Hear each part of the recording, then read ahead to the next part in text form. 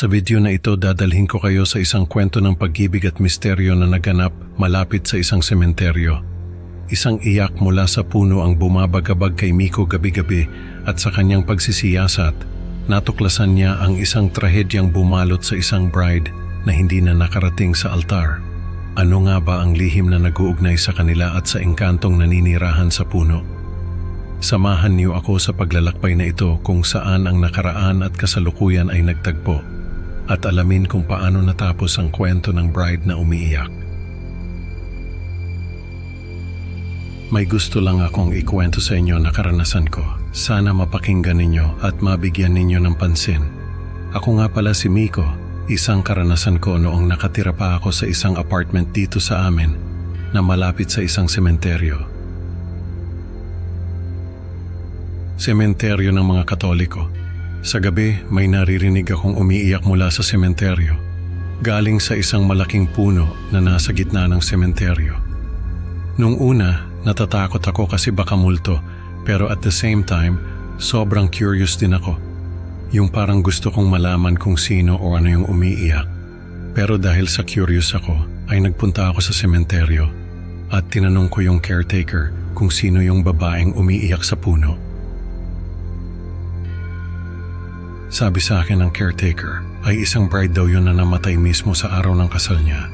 Ayon sa kwento ay nakasuot na ng wedding gown yung bride at naghihintay na lang na sunduin ng groom sa bahay nila. Pero bigla raw itong hinimatay at nang dalhin sa ospital ay patay na. Grabe, naisip ko paano kaya kung ako yung nasa sitwasyon niya.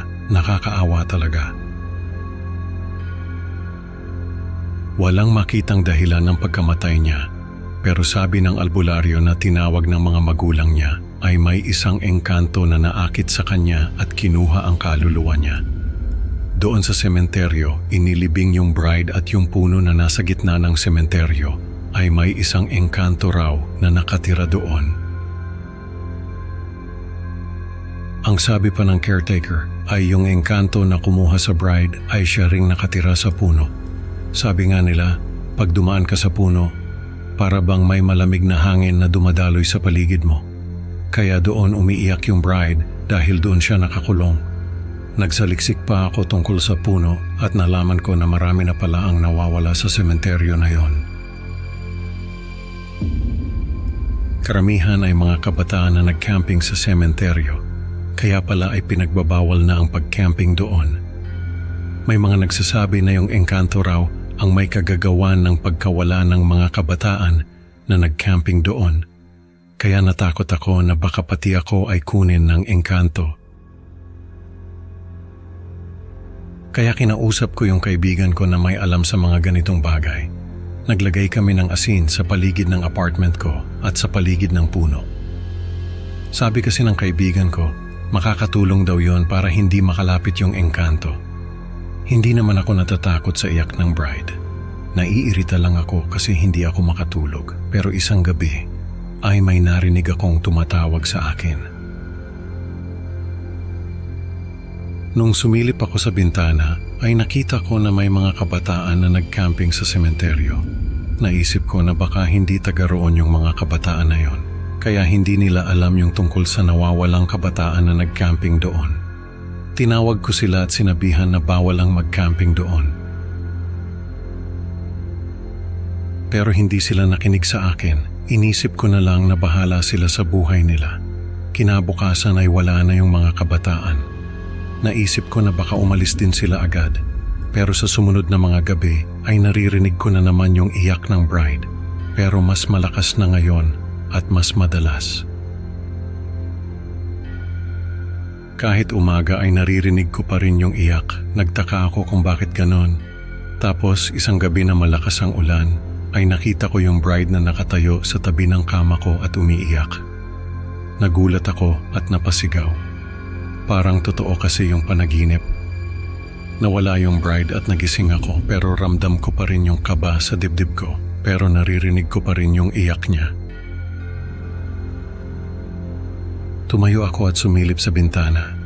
Malakas ang ulan at halos hindi na ako makakita dahil sa dilim. Pero naririnig ko pa rin yung iyak. Tapos nakita ko siya na nakatayo sa bintana at umiiyak. Sa kabila ng malakas na ulan, ay rinig na rinig ko yung iyak niya. Nakatingin siya sa akin at umiiyak. Naisip ko na baka dahil sa asin kaya hindi siya makapasok. Kaya lumabas ako ng apartment at nilapitan siya. Sabi ko, bakit hindi ka pa rin matahimik? Hindi ba at matagal ka ng patay? Tumigil siya sa pag-iyak at ngumiti sa akin. Sabi niya, matagal kitang hinintay.